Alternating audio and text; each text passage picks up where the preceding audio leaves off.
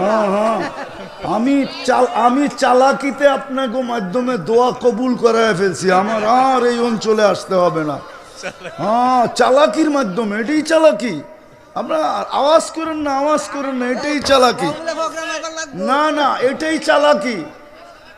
হাজ্জাজ বিন ইউসুফ চালাকিতে মাপ লয়ে গেছে, কবুল হয়ে গেছে, কবুল।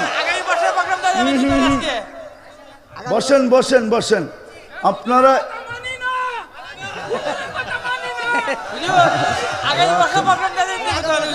প্রশ্নই ওঠে না, আপনি আমারে চিনেন না, আমারে চিনেন না, আপনি আমারে চিনেন না। কমিটমেন্টের উল্টা হবে একটু, 1 মিনিট, আপনি আমারে চিনেন না, আমার এটা করে খাইতে হবে না। আমি এই ময়দানে নামছি কেন এটা আমি জানি, আর আল্লাহ জানে, আর কেউ জানে না। নইলে আমি 98টা দেশ ঘুরার পরে বাংলাদেশে নামছি, এখন তো 103টা হয়ে গেছে, এর আমি বাংলাদেশে নামি নাই।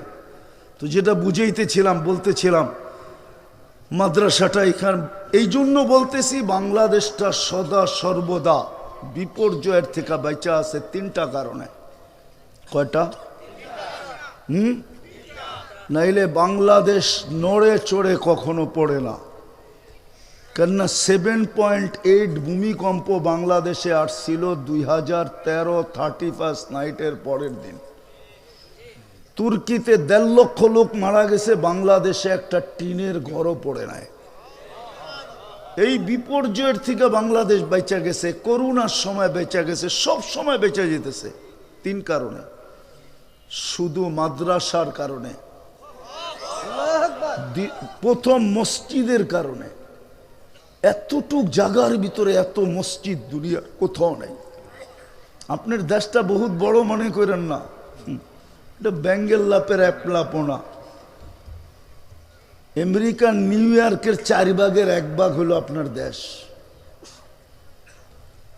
এটা বাইচা আছে এত মসজিদের কারণে। দ্বিতীয়, এটা বাইচা আছে মাদ্রাসার কারণে, এত মাদ্রাসা দুনিয়ার কোথাও নাই।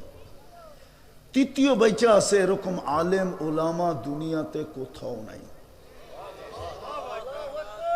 এবং আলেম ওলামা তো নাই নাই, আবার এরকম কোরবানি দেনেওয়ালা আলেমও দুনিয়ার কোথাও নাই। খুব কম দেশে আছে। হোসেনপুরে ইমামদের বেতন কত? 20 লাখ টাকা করে না? 15 লাখ, 10 লাখ, 5 লাখ, 1 লাখ, কত? দুনিয়ার কোন দেশে যে দেখেন 5,000 টাকা ইমামতি করে কিনা? চ্যালেঞ্জ আমার সাথে, 103টা ঘুরা বলতেছি আমি, করে না। শুধু বাংলাদেশের আলেমরা করে, যার কারণে এই দেশটা বেঁচে আছে। নাইলে এই দেশটা বহুত আগে মাটির সাথে সাইজ হয়ে যেত। এই জন্য এগুলাকে সুরক্ষা করা আমাদের দায়িত্ব। যদি বাড়িঘর দাঁড়ানো রাখতে চান, আর যদি সুরক্ষা না করলেন, এগুলা মিটা গেল, তাহলে একদিন আল্লাহর ঘর দাঁড়ায় থাকবে। কেন আমি ইন্দোনেশিয়ার 350 কিলোমিটার দেখছি, একটা বাড়িও দাঁড়ানো নাই, কিন্তু একটা মসজিদও একটা সুতার দাগ নাই। আমি দেখা বলতেছি, আমার চোখে একটা মসজিদও সুতার দাগ পড়ে নাই। আল্লাহর ঘর থেকে যাবে, আপনারটা মাটির সাথে মিশা যাবে। বিদায় এগুলাকে সুরক্ষা করেন। মসজিদ, মাদ্রাসা, উলামায়ে কেরাম, আল্লাহওয়ালা হক্কানি আলেম উলামা, এদেরকে সুরক্ষা করেন।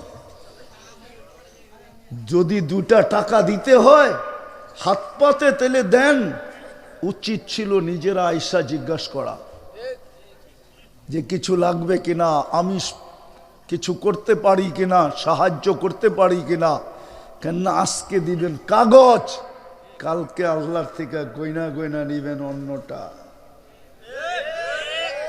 কিয়ামতের মাঠেই এক হাফেজের চলেন কাহিনী মনে উঠলো, শোনায়া দিই, দেখি আপনাদের দিল গলে কিনা। সুলতান মাহমুদ গজনবী রহমতুল্লাহ আলাই, যিনি আমাদের এই দেশেরও শাসক ছিলেন। আসল ওনার বাড়ি হলো চেচেনিয়া, গজনি। ওইখান থেকে নিয়ে এই পর্যন্ত ওনার রাজত্ব ছিল, বার্মা পর্যন্ত, থাইল্যান্ড পর্যন্ত ওনার রাজত্ব ছিল, ইন্দোনেশিয়া পর্যন্ত ওনার রাজত্ব ছিল। উনি একদিন চিন্তিত ছিলেন, চিন্তায় চিন্তায় সপ্তাহ মাস উনি রাজ্য পরিচালনার জন্য কাছেও আসেন নাই। সব পেরেশান, রাজা এত চিন্তিত কেন, কাউকে কিছু বলে না। একদিন আসছে হাসতে হাসতে, তো জিজ্ঞাসা করছে আপনি এতদিন চিন্তিত ছিলেন, রাজ্য পরিচালনার কাজ পর্যন্ত ছেড়া দিলেন, আজকে হাসতে হাসতে আসলেন? বলে আমি চিন্তিত ছিলাম যে গজনি থেকে ভারত মহাসাগরের শেষ পর্যন্ত আমি ইসলামের ঝান্ডা উড়াইলাম, কিন্তু আজ পর্যন্ত তো জানলাম না আল্লাহ আমাকে মাফ করলো কিনা। তো বলে আমি কালকে গজনি শহরে ঘুরতেছিলাম প্রজাদের অবস্থা দেখার জন্য, তখন ক্যাপিটাল ছিল গজনি।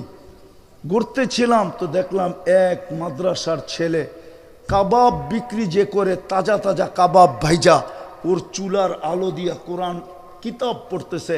তো আমি জিজ্ঞাসা করতেছিলাম, বেটা তুই এইখানে বসে কিতাব পড়িস কেন?